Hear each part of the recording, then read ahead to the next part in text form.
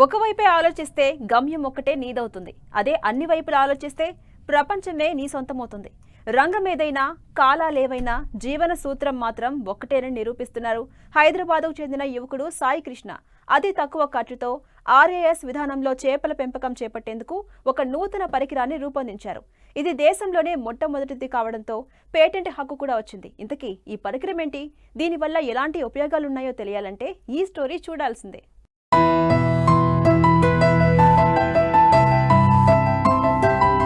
ఒక కొత్త దారిలో పోతే పోయేదేముంది? ఆ దారిలో ముళ్ళుండొచ్చు, లోయలుండొచ్చు, అదృష్టముంటే నిధులు దొరకొచ్చు. ఏమీ లేకపోతే అది ఒక కొత్త జీవితం ఇవ్వొచ్చు, అంతే.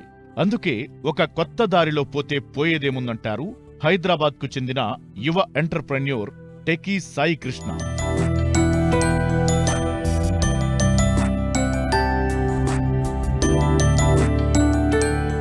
కింద పడకపోవడంలో ఏమంత గొప్పదనం లేదు, పడి లేవడంతోనే జీవితపు గొప్పదనం దాగి ఉందంటాడు సాయి కృష్ణ. తమిళనాడు తిరుచి ఎన్ఐటిలో బీటెక్ ఎలక్ట్రానిక్ ఇంజనీరింగ్ పూర్తి చేసిన ఇతను 2 ఏళ్ల పాటు పంజాబ్లో ఒక కార్పొరేట్ కంపెనీలో జనరల్ మేనేజర్గా ఉద్యోగం చేశారు. తరువాత ఎస్బీఐ ఆధ్వర్యంలో prime minister rural development youth for ఇండియాలో ఇంటర్న్షిప్ చేశారు. అప్పుడే తనకు ఒక ఆలోచన వచ్చింది. ఒకరి కింద పనిచేయడం కంటే ఏదైనా ఒక స్టార్టప్ స్థాపించాలని అనుకున్నాడు. అనుకున్నదే తడవుగా హైడ్రోఫోన్ విధానంపై ఒక ప్రాజెక్ట్ రిపోర్ట్ తయారు చేసుకుని పంటల సాగు ప్రారంభించారు. అయితే ఇందులో పెట్టుబడులు రిస్క్ అధికంగా ఉండటం, లాభాలు అంతగా లేకపోవడంతో ఆక్వాకల్చర్కు మారారు. అయితే అందరూ చేసే విధంగా కాకుండా కొత్తగా ఉండాలనుకున్నారు. సాధారణంగా ఆక్వాకల్చర్ అంటే చెరువుల్లో చేపల పెంపకం చేపట్టడం. ఇవి అధిక విస్తీర్ణంలో ఉంటాయి. అయితే ఇటీవల కాలంలో తక్కువ స్థలంలో తక్కువ నీటితో చేపల పెంపకం చేపట్టడం చేస్తున్నారు రైతులు. దీనినే ఆర్ఏఎస్ సిస్టమ్ అంటారు. అంటే రీసర్క్యులేటింగ్ ఆక్వా సిస్టమ్ అన్నమాట. చేపల ట్యాంక్లో ఉన్న నీటిని శుద్ధి చేసి మళ్లీ అదే నీటిని చేపల పెంపకానికి వాడటం. ఈ విధానంలో కరెంటుతో పాటు మోటార్స్ కావాల్సి ఉంటుంది. అయితే ఇది ఖర్చుతో కూడుకున్న వ్యవహారం. ఈ ఖర్చును తగ్గించేందుకు యువకుడు సాయి ఆటోమేటిక్ బీడ్ ఫిల్టర్ను రూపొందించారు. దీనికి పెద్దగా కరెంట్ అవసరముండదు, మరమ్మతులు అసలే ఉండవు. ఒక్కసారి ఫిట్ చేస్తే నిరంతరం నీటిని శుద్ధి చేసి అందిస్తుంది. ఈ బీడ్ ఫిల్టర్ దేశంలోనే మొట్టమొదటిది కావడంతో పేటెంట్ హక్కు సాయికొచ్చింది. ఇది చేపల పెంపకం చేపట్టే రైతులకు ఉపయోగపడే విధంగా ఉండటంతో ఈ ఐడియా కొంత గ్రాంట్ను అందించింది. దీంతో ఫిష్ ఫార్మర్స్ ప్రైవేట్ లిమిటెడ్ సంస్థను స్థాపించి కొందరు రైతులతో పాటు పలు కృషి విజ్ఞాన కేంద్రాలకు బీడ్ ఫిల్టర్ను అందించారు. ఒక సొంత ఫిల్టర్ని తయారు చేసాం. ఆ ఫిల్టర్నే మనము బీడ్ ఫిల్టర్ అని అంటాం. సో ఈ యొక్క ఫిల్టర్ ఒక స్పెషాలిటీ ఏంటి, ఖాసియత్ క్యా హై ఇస్ ఫిల్టర్ కా. సో ఈ ఫిల్టర్ పెట్టాలి అంటే మనం సంపు తవ్వాల్సిన అవసరం లేదు, లేకపోతే ఓవర్ హెడ్ ట్యాంక్ పెట్టుకోవాల్సిన అవసరం లేదు. అట్ ద సేమ్ టైం అన్నిటికన్నా ఇంపార్టెంట్ ఒక వాటర్ పంప్ పెట్టుకోవాల్సిన అవసరం కూడా లేదు. ఇక్కడ మీకు చిన్న డెమాన్స్ట్రేషన్ ఇచ్చి ఒక ఫిల్టర్ ఎలా పనిచేస్తాయో చూపిస్తాను. ఇది మన చేపల ట్యాంక్. మీరు ఇందాక చూసిన చేపల ట్యాంకులన్నీ కూడా సిమిలర్ టు దిస్ అనుకోండి. ఈ చేపల ట్యాంక్లో మన వాటర్ ఉన్నది, వీ హ్యావ్ ఫిష్. ఈ చేపల ట్యాంక్ నుంచి వేస్ట్ ఎప్పుడు కూడా మనం సెంట్రల్ డ్రైన్ నుంచి బయటకు తీస్తాం. జనరల్లీ ఇప్పుడు దాకా ఉన్న టెక్నాలజీలో ఈ వచ్చిన వాటర్ సంప్లో పడుతుంది. సంప్లో పడ్డాక సంప్ నుంచి మోటార్ తీసుకుని ఫిల్టర్కి పంపిస్తుంది. ఫిల్టర్ నుంచి వచ్చిన నీళ్లు పైకి వెళ్ళి ఓవర్ హెడ్ ట్యాంక్కి వెళ్ళి అక్కడి నుంచి చేపల ట్యాంక్లో పడుతుంది. ఇక్కడ అవన్నీ కూడా మనం తీసేసాం. చేపల ట్యాంక్ నుంచి వస్తున్న చెత్త డైరెక్ట్గా ఫిల్టర్లోకి వెళ్తుంది. ఫిల్టర్లోకి వెళ్ళిన చెత్త వాటర్ మనకి పైకి ఎప్పుడైతే గ్రావిటీ ద్వారా పైకి లెగుస్తుందో ఈ లోపల ఉన్న గ్రాన్యూల్స్ని పాలీప్రొపిలీన్ బీడ్స్ అంటాం. ఈ పాలీప్రొపిలీన్ బీడ్స్ మనము బియ్యపు గింజలు సైజులో ఉంటాయి. ఈ పాలీప్రొపిలీన్ బీడ్స్ చెత్తని బయటకి రానివ్వకుండా లోపలే ఆపేస్తుంది. దానివల్ల ఈ చెత్త నీళ్ళు ఫిష్ ట్యాంక్ నుంచి ఏదైతే వస్తుందో అంతా ఇక్కడ ఆగిపోయి మళ్ళీ మనకి ఫిష్ ట్యాంక్ లోపలికి పడుతుంది. ఈ రిటర్న్లో పడ్డానికి కాన్సెప్ట్ వాడేదే మనం ఎయిర్ లిఫ్ట్ డిజైన్. ఈ ఎయిర్ లిఫ్ట్ డిజైన్ ఇంకా ఈ ఫిల్టర్ లోపల ప్రెషర్ క్రియేట్ చేయడం వలన ఈ వాటర్ ఒక సర్క్యులేషన్ చేపల ట్యాంక్ నుంచి ఫిల్టర్కి, ఫిల్టర్ నుంచి మళ్ళీ వెనక్కి చేపల ట్యాంక్కి రావడానికి మనం వాటర్ పంపు వాడము. ఈ టెక్నాలజీకే మన ఫిషీ ఫార్మర్స్కి పేటెంట్ కూడా వచ్చింది. ఈ టెక్నాలజీతోని జస్ట్ ఒక లైట్ బల్బ్కి వాడాల్సిన పవర్ తోనే మనం ఈ సిస్టమ్ అంతా కూడా నడిపించగలుగుతాం. ఈ సిస్టమ్ ఎందుకు వేరే సిస్టమ్స్ కన్నా ఈ సిస్టమ్ ఒక అడ్వాంటేజ్ ఏంటి అంటే, ఈ మధ్యన చాలామంది ఫామ్ హౌసెస్ లేకపోతే ఫార్మర్స్ బ్యాక్ యార్డ్లో ఏదో ఒక చిన్నది చేద్దాం అనుకుంటున్నారు. కానీ ఎప్పుడైతే ఆర్ఏఎస్ బయోఫ్లాక్ చూస్తున్నారో దానికి కావాల్సిన క్యాపిటల్ ఖర్చు కానీ, కావాల్సిన మోటార్లు, వాటి శబ్దం, మోటార్లు వచ్చే శబ్దం, బ్లోవర్ వచ్చే శబ్దం వలన ఎవరు కూడా బ్యాక్ యార్డ్లో ఒక చిన్న కొర్రమేను పెంచుకుందాం, అమ్మడానికే కాకపోవచ్చు సొంత కన్జంప్షన్ కూడా పెంచుకోవడానికి వెనకబడుతున్నారు. సో అలాంటి వాళ్ళకి ఈ సిస్టమ్ ఎక్స్ట్రీమ్లీ హెల్ప్ఫుల్. ఈ సిస్టమ్ ఓన్లీ 90 వాట్లు మన బల్బు వాడే పవర్తోనే నడుస్తుంది. అట్ ద సేమ్ టైం ఈ సిస్టమ్ సౌండ్ చేయదు.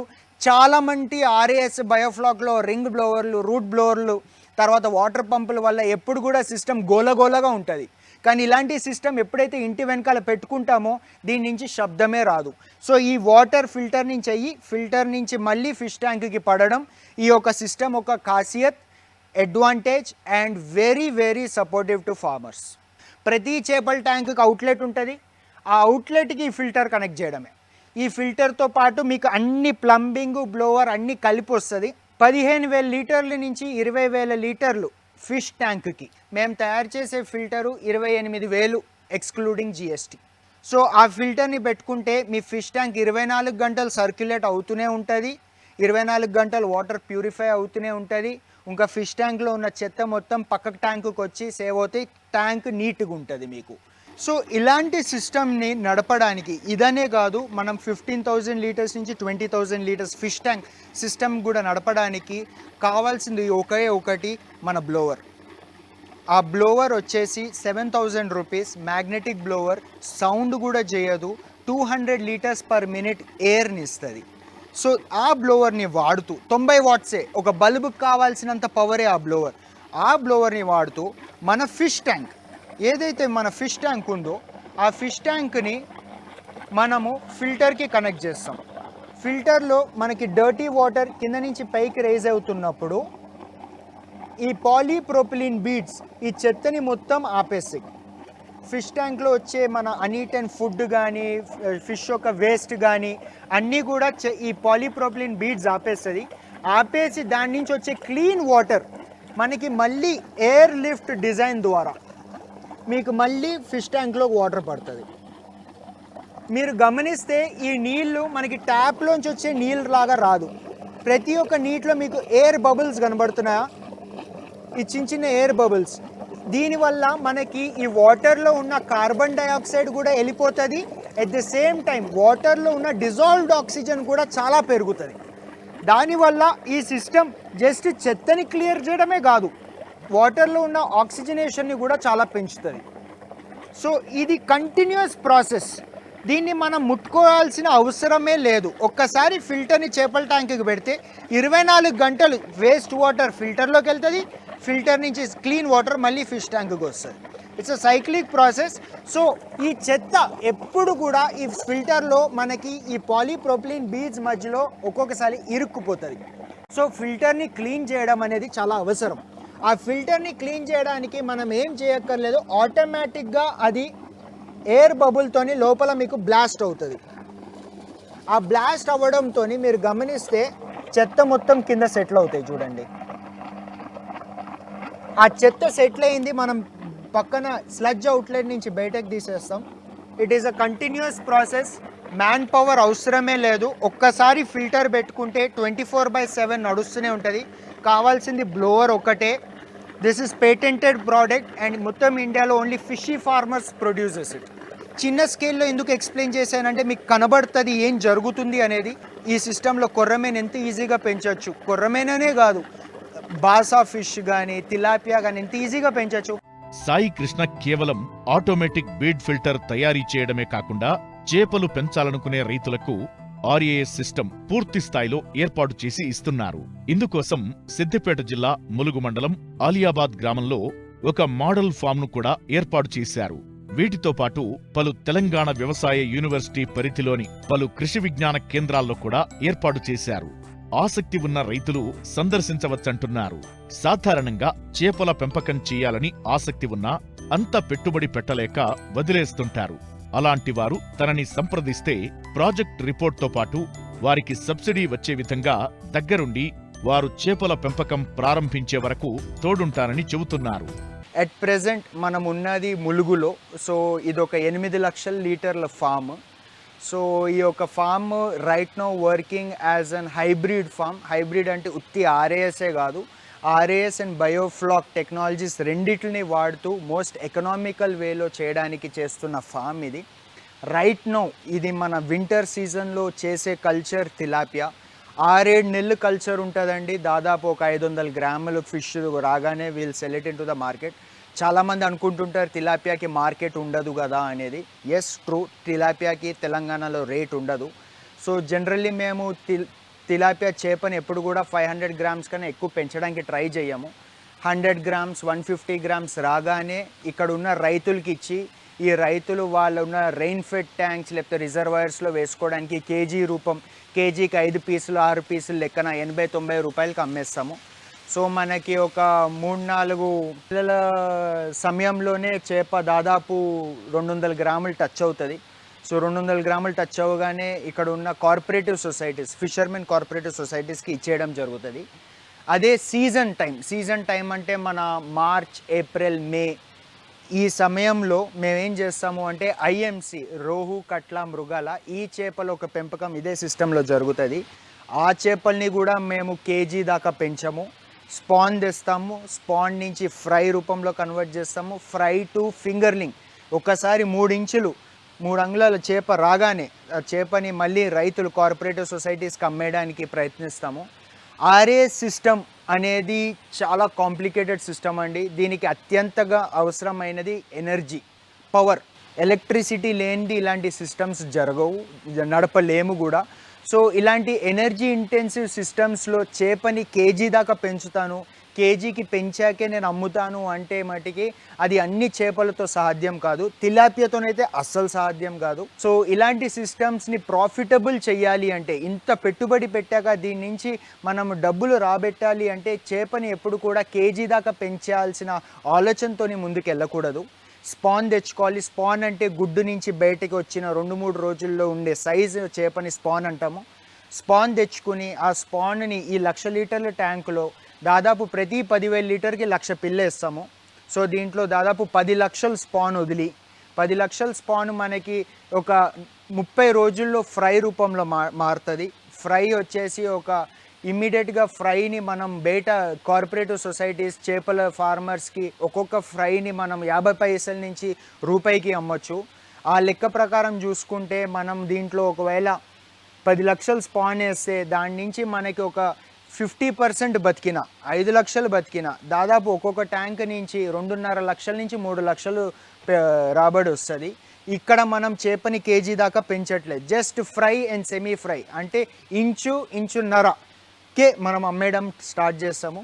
ఈ ఆర్ఏఎస్ సిస్టమ్ని యాజ్ అ హోల్ ఎకనామికల్గా చేయడానికి, రైతులు కూడా పెట్టుకునేటట్టు చూడడానికి, ఎక్కడైతే కరెంట్ ఉండదో అక్కడ కూడా పనిచేసేటట్టు ఒక సిస్టమ్ని డిజైన్ చేసి రైతులకి తీసుకెళ్ళి చేపని కేజీ దాకా పెంచడం మా లక్ష్యం కాదు. ఈ సిస్టమ్స్ నుంచి ఈ సిస్టంలో చేపని ఫ్రై, సెమీ ఫ్రై, ఇంకా ఫింగర్లింగ్ ఈ 3 స్టేజెస్లోనే మనం దాన్ని ఒక గ్రోత్ తీసుకొచ్చి అప్పుడు ఇమ్మీడియట్గా మనం ఫార్మర్స్కి ఇచ్చి గ్రో అవుట్ పాండ్స్లో చేసుకోవడంతో ఇలాంటి సిస్టమ్స్కి మనకి చాలా అడ్వాంటేజెస్ ఉంటాయి. ఇలాంటి ప్రాజెక్ట్స్ చేసుకోవాలనుకుంటే ఆక్వాపోనిక్స్ కావచ్చు, ఆర్ఏఎస్ కావచ్చు, బయోఫ్లాక్ కావచ్చు, బ్యాక్ యార్డ్ కావచ్చు, ఆర్నమెంటల్ ఫిష్ కావచ్చు, ఏ సిస్టమ్ అయినా కట్టే విధానం ఒకటే. అండ్ యాజ్ ఫిషీ ఫార్మర్స్ మిమ్మల్ని ఎండ్ టు ఎండ్ సపోర్ట్ చేయడం మా బాధ్యత. ఒకవేళ మీకు ఇంట్రెస్ట్ ఉంటే మీకు తగిన సబ్సిడీస్ వచ్చే విధంలో మీకు పేపర్ వర్క్ చేసి ఇవ్వడం, ఇవన్నిట్లో కూడా మేము సహకరిస్తాం. At the same time system కట్టడంలో, సిస్టమ్ కట్టాక హ్యాండ్ హోల్డింగ్, ఏ చేప పిల్లని ఎక్కడ కొనాలి, ఫీడ్ ఎట్లాంటిది వేయాలి, ఇవన్నిట్లో కూడా మీకు ఎండ్ టు ఎండ్ సహకరిస్తాం. ద న్యూ ఫ్రాంటియర్ ఆక్వాకల్చర్లో చాలా స్కోప్ ఉంది. ఎస్పెషల్లీ తెలంగాణకి అన్నిటికన్నా ఎక్కువ స్కోప్ ఉంది. ఎందుకంటే తెలంగాణకి చేప పిల్లల అవసరం చాలా ఉంది. దాదాపు ప్రతి సంవత్సరం 300 కోట్లు చేపల పిల్లల బిజినెస్ జరుగుతుంది. అండ్ 95% చేప పిల్లలు మనకు ఆంధ్రా నుంచి వస్తున్నాయి.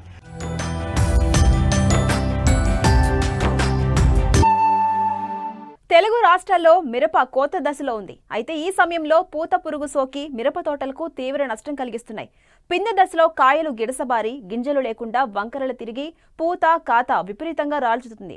ఉన్న కాయ నాణ్యత కోల్పోవడమే కాకుండా దిగుబడిని తీవ్రంగా దెబ్బతీస్తున్న ఈ పురుగు నివారణకు ప్రస్తుతం చేపట్టాల్సిన సస్యరక్షణ చర్యల గురించి తెలియజేస్తున్నారు ఖమ్మం జిల్లా వైరా కృషి విజ్ఞాన కేంద్రం శాస్త్రవేత్త రవి.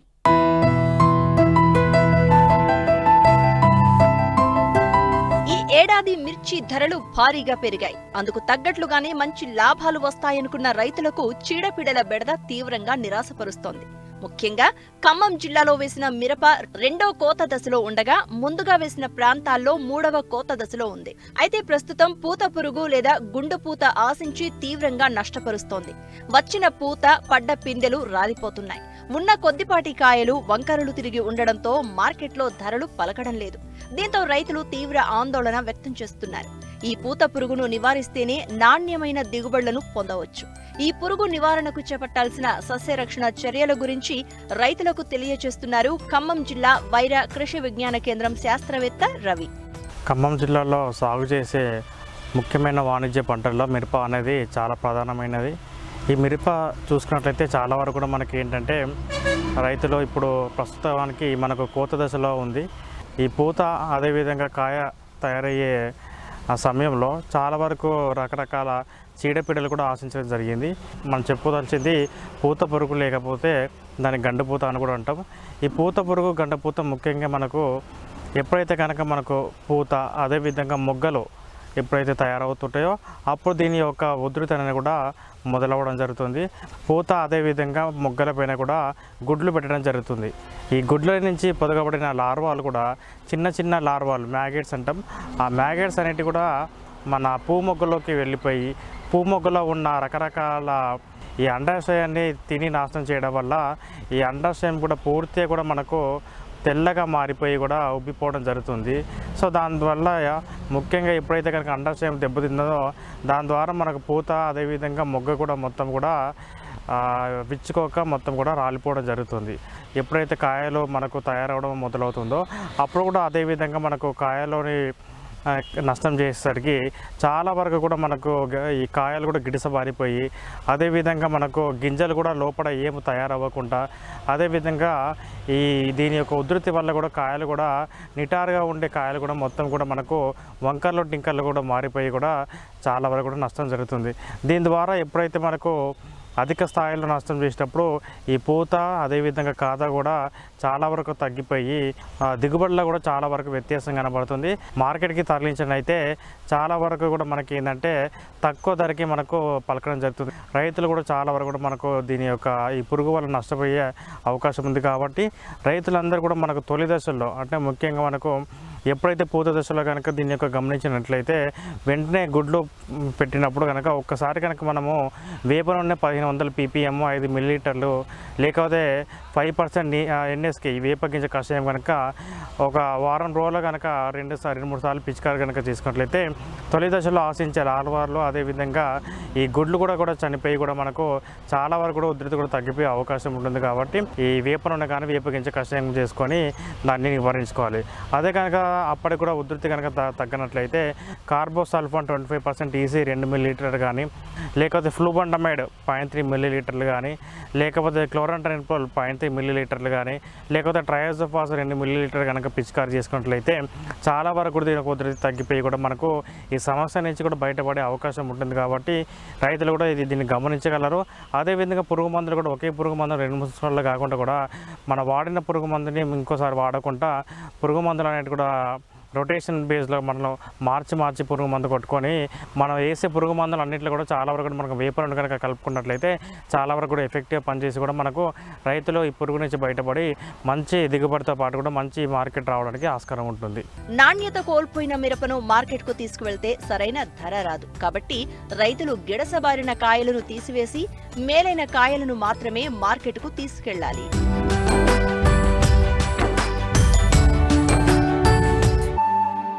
పూల సాగులో గులాబీ తర్వాతి స్థానం చామంతిదే. తక్కువ శ్రమతో ఎక్కువ లాభాలు తెచ్చిపెట్టే పంట కూడా ఇదే. పండుగలు పర్వదినాలతో పాటు డెకరేషన్లలో ఎక్కువగా వాడే చామంతికి ఏడాది పొడవునా డిమాండ్ ఉంటుంది. అందుకే రాష్ట్రంలో భారీగా సాగవుతుంది. ముఖ్యంగా శీతాకాలంలో విరబూసే సువాసనల చామంతి అన్నదాత ఇంట శ్రీల వర్షం కురిపిస్తోంది. అందుకే ప్రతి ఏటా జనవరి, ఫిబ్రవరి నెలలో దిగుబడి వచ్చే విధంగా సాగు చేసి లాభాలు పొందుతున్నారు అనంతపురం జిల్లాకు చెందిన ఓ రైతు.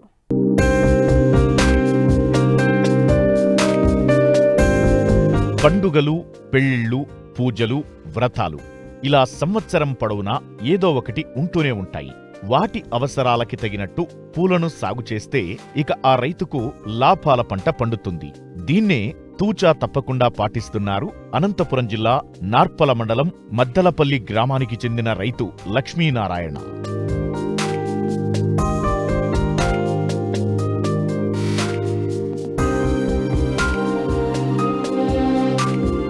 ఇదిగో ఇక్కడ రంగురంగుల్లో కనిపిస్తున్న ఈ చామంతి పూలను చూడండి. మొత్తం 2 ఎకరాల విస్తీర్ణం. ఇందులో 4 రకాల పూలను సాగు చేస్తున్నారు రైతు లక్ష్మీనారాయణ. ప్రతి ఏటా జనవరి, ఫిబ్రవరి నెలల్లో దిగుబడి వచ్చేలా ప్రణాళికలను రూపొందించుకుంటారు. ఈ ఏడాది ఆగస్టు నెలలో మొక్కలను నాటారు. అయితే చామంతి పంటకు పలు రకాల తెగుళ్లు, పురుగులు ఆశించే ప్రమాదముంటుంది. వీటి వల్ల మొక్కలు చనిపోవడం, దిగుబడి తగ్గడం లాంటి ఇబ్బందులు ఎదురవుతాయి. ముఖ్యంగా పూలు పూసే సమయంలో పూలను తొలిచే పురుగులు కనిపిస్తాయి. వీటిని ఎప్పటికప్పుడు గమనిస్తూ నివారణ చర్యలు చేపడుతున్నారు. ప్రస్తుతం పంట విరగబూసింది. వచ్చిన దిగుబడిని బెంగళూరు, హిందూపురం, అనంతపురం మార్కెట్లకు తరలిస్తున్నారు. మార్కెట్లో ధర కూడా బాగా పలుకుతుండటంతో మంచి లాభాలు వస్తాయని ధీమా వ్యక్తం చేస్తున్నారు. అంటే మేము ఛానల్ అవి పెట్టి సంవత్సరం పెడుతుంటాం.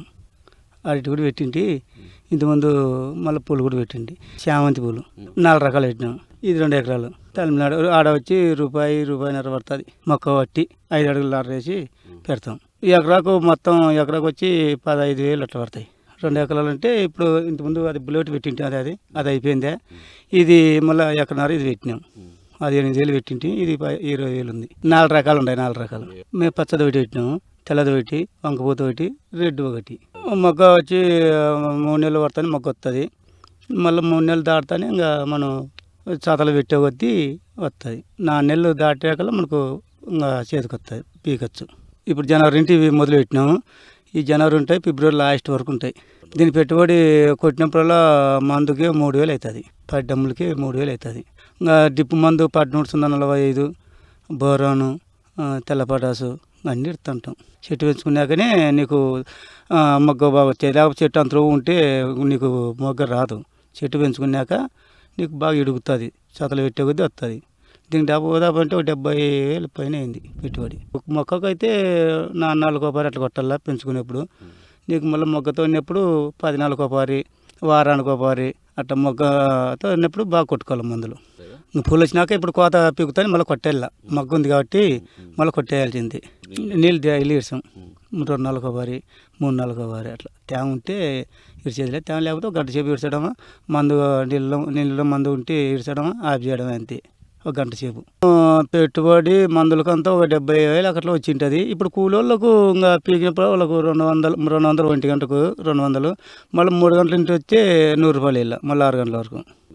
70, 80 రూపాయలు, 90 రూపాయలు అయినా పర్వాలే. కేలు 20, 25, 30 పోతే ఇంకా గిట్టదు. ఇంతకుముందు 200, 180 కూడా పోయినాయి. ఇప్పుడు అయితే 90, 80. బెంగళూరు అయితే 100, 90 పోయినాయి. హిందూపురం ఎత్తించినాము, ఆడ 80 పోయినాయంట. తూకం కూడా 33 కేజీలు పెడతామా, మనకు 30 కేజీలకి లెక్క. ఆ 3 కేజీలు మనకు సంచి ఇది ఆడ వేసి ఇడి వేసి వాళ్ళకు 3 కేజీలు మనకి వేస్ట్ పోవాల్సింది. 30 కేజీలు కింద 3 కేజీలు వేస్ట్ పోతాయి. ఇప్పుడు దీంట్లో అంతే 40 సార్లు 30 సార్లు ఎడిగింది పువ్వు. ఇంకా 70% ఉంది ఇడిగేదంతా. ఆదాయం రేటు 70, 80, 90 పోయినా కానీ ఆదాయం దాదాపు అంటే ఒక 3 కాడికి 3.5 అట్లా 3 కాడికని రావాల లెక్క. వాళ్ళ రూపాయలు పోయినా ఓ 2.5 చేతికి వస్తుంది. చామంతి విరగపోయటం, పొలంలో మొక్కల సాంద్రత అధికంగా ఉండటంతో రైతు లక్ష్మీనారాయణ కనీసంగా ఎకరాకు 3 టన్నుల దిగుబడి సాధించే వీలుంది. సాగు ఖర్చుకు 2 ఎకరాలపై 80 నుండి 1,00,000 రూపాయల వరకు ఖర్చవుతోంది. అయితే కిలో ప్రస్తుతం 80 నుంచి 90 రూపాయలు పలుకుతోంది. సరాసరి 60 రూపాయల ధర సాధించినా ఎకరాకు 3,60,000 ఆదాయం పొందే వీలుంది. అయితే ఫిబ్రవరి నెలాఖరు వరకు దిగుబడి వచ్చే వీలున్నందున పూల ధర మరింత పెరిగే అవకాశముందని రైతు ఆశాభావం వ్యక్తం చేశారు.